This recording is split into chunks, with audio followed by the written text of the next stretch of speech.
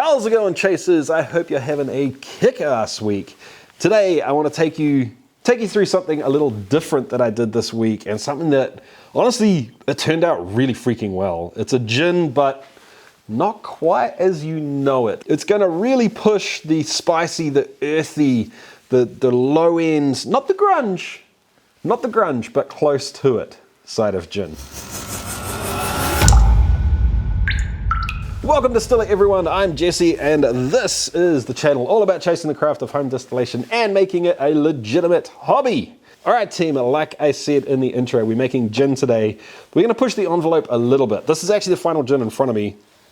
And it turned out pretty good, guys. So if you're into gin and you want something a little bit different, you definitely want to stick around and check this recipe out, because I think it's got potential, and honestly, I think it might be something that I'd like help from you guys to really polish it over the next month or so. Long-time viewers of the channel know that I made Chimera a little while ago, and I split it into high and low. Now, what my Chimera is essentially an all feints run of everything I ever made, crammed into one boiler, run once. I'm not going to go into it now, but there'll be a thing up here. Click this thing if you want to know more about it. I decided that what I'd like to do is take the low Chimera, the low end of the Chimera, and make a gin with it, because it's got this cool sort of funky wheaty thing going on.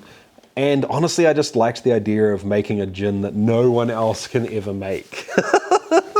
Now, I know that's kind of discouraging for you guys, and I just said, help me polish this recipe. But to be honest, guys, I'm tasting it now, and I think the Chimera is adding a little bit to it. But really, if you use a wheat vodka, something like Teddy Sad's fast fermenting vodka, I think you're gonna be like 99% of the way there. Anyway, guys, let's get stuck into the recipe. I'm excited for this one. It turned out really, really good, so I hope you enjoy. So let's get stuck into the actual recipe with this thing, guys. The first thing to note is that I've got 2 liters of my low Chimera. Now let's get stuck into the botanicals. That's, I'm guessing, what you guys want to know what I'm doing here, right? So the backbone of any gin is juniper, and this is actually kind of special to me because this was sent to me by a Stillet viewer. I'm using 50 grams of this. Next up, another popular in gin is coriander seed. I will be adding 20 grams to this recipe. Cardamom, which might seem a little strange in this one, but I think it's going to add something special. 5 grams of the cardamom in this recipe. Next up, another strange one, nutmeg. And I know this is more like almost like a Christmas spice type thing, but it also has an interesting sort of earthy pungentness to it. So I'm going to be adding 2 grams of nutmeg. Allspice, another weird one, but 2 grams. Fresh Angelica seeds, 3 grams of that. 4 grams of fresh ginger. And last but not least, 5 peppercorns. I would strongly recommend using a set of scales to weigh your botanicals with for repeatability and changing your recipe later. Scales like this are pretty good for the larger stuff, so 40 grams isn't too much of a problem for this, but for the smaller things, when you're weighing a couple of grams, a set of precision jeweler's scales are going to really help you out. Once I've weighed my botanicals, I'm going to give them a crush quickly in a pestle and mortar. I'm not trying to totally destroy it and pulverize everything. I just want to break it up to allow the spirit to really get into it and to macerate over the next 48 hours. After the pestle and mortar, everything is going straight into the spirit, and obviously based on the size of your pestle and mortar, you might need to do this in batches.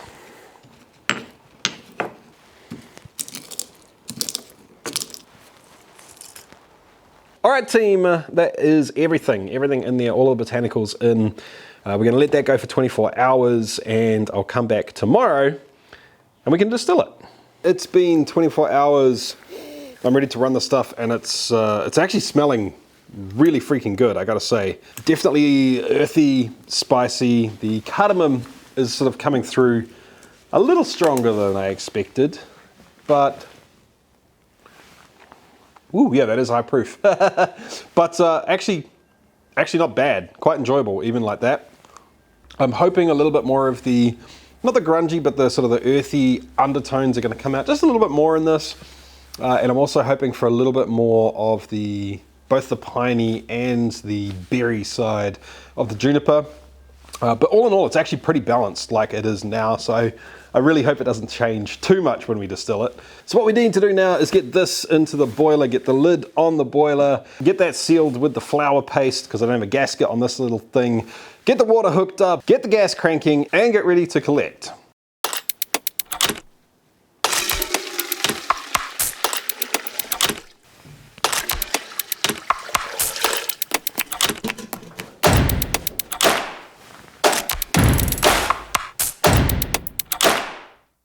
That is all set up now. All I need to do is wait for it to come up to heat, and let's be honest, there's only what, a little under 5 litres in there, so it isn't going to take long. It's not going to take long at all. In fact, I can pump it.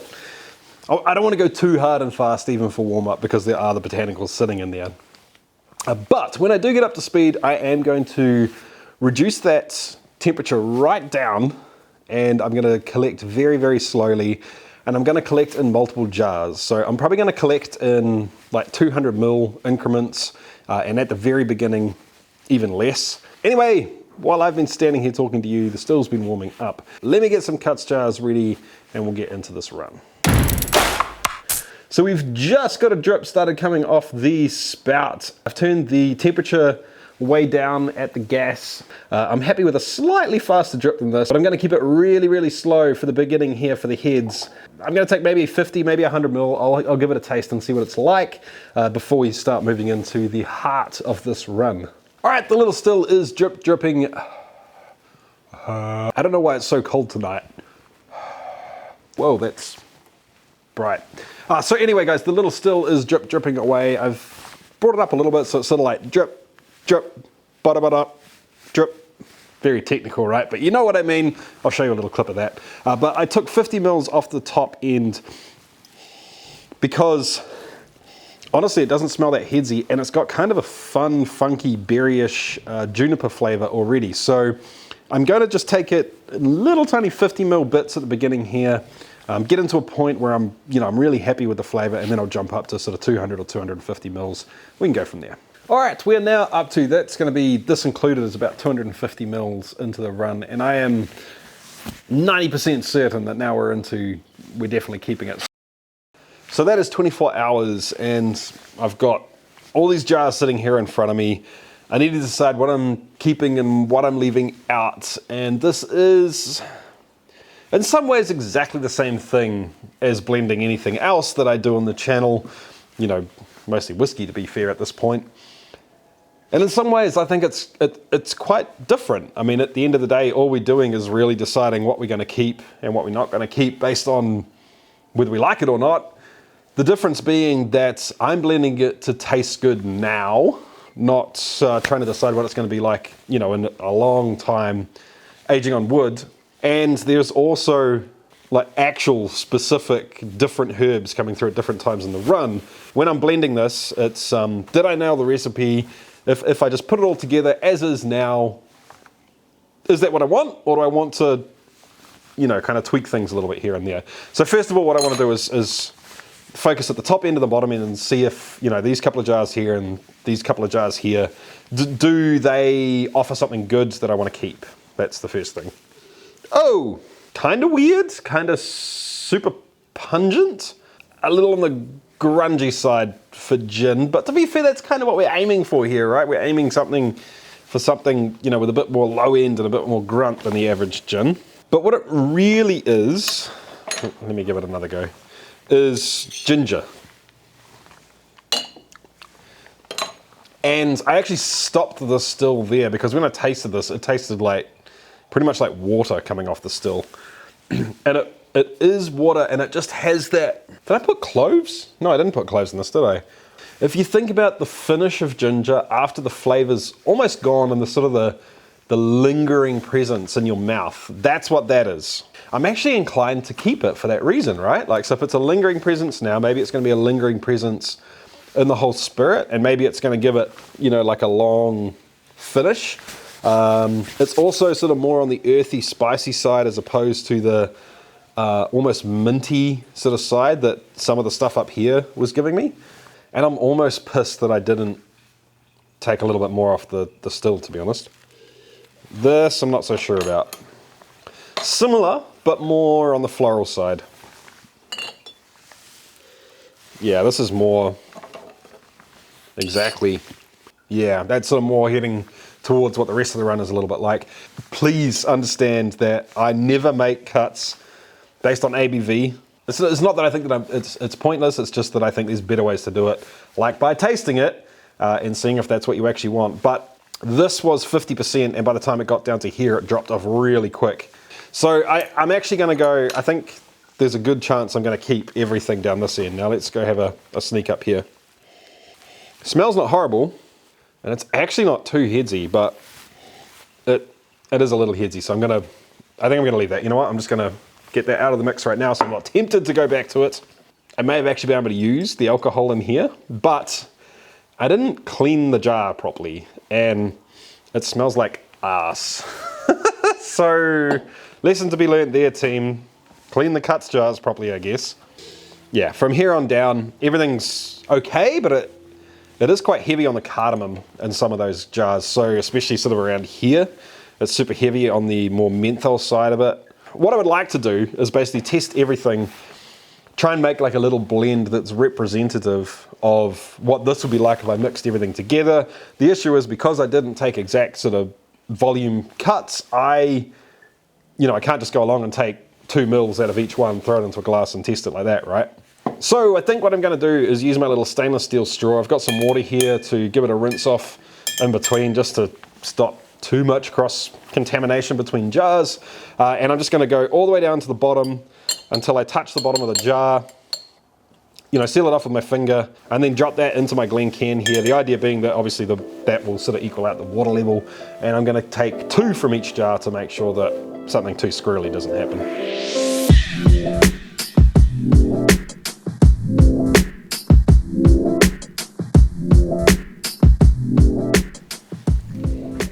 All right, so, whoa! Actually, that's much more balanced than I thought it was going to be. And the juniper's kind of back. It's earthy, it's gingery.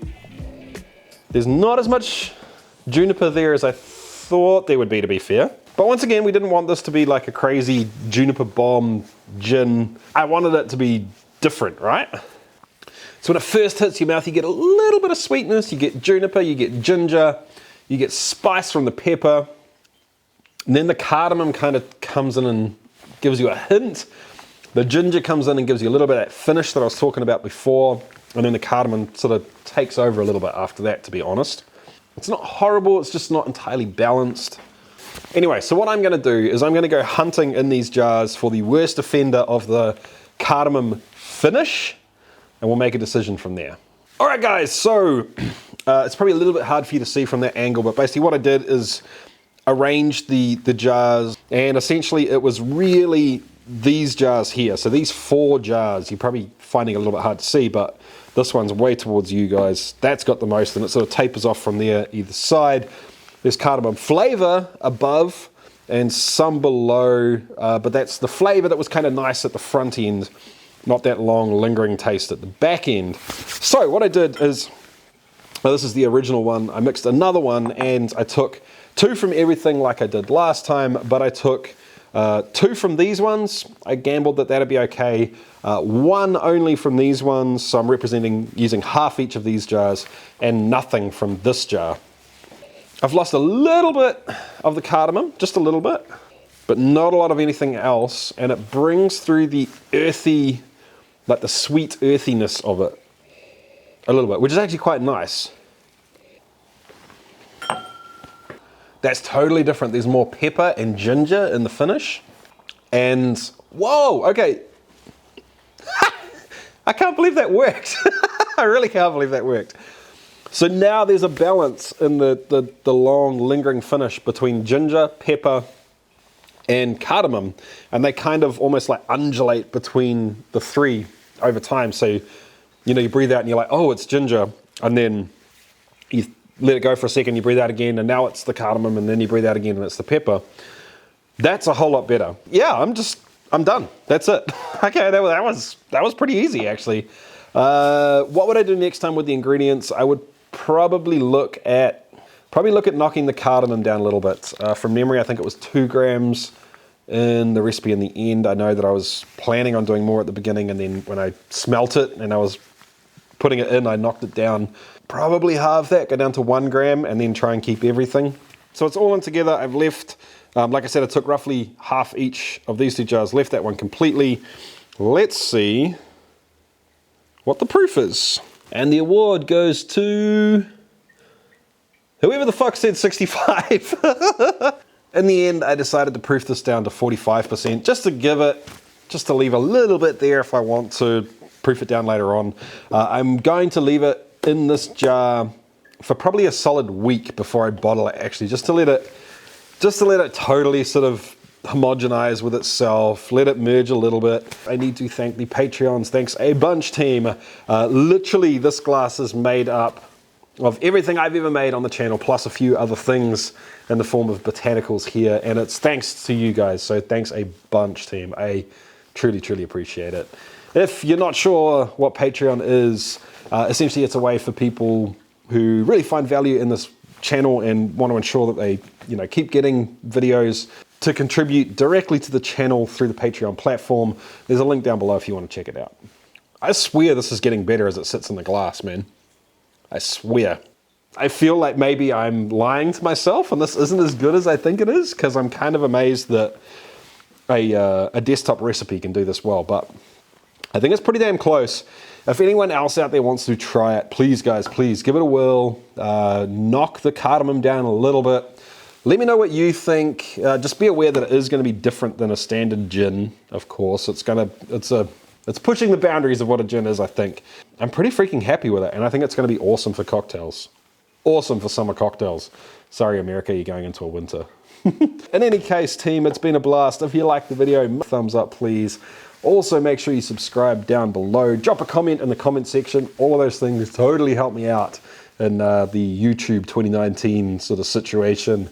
And I'll catch you next time, guys. See ya.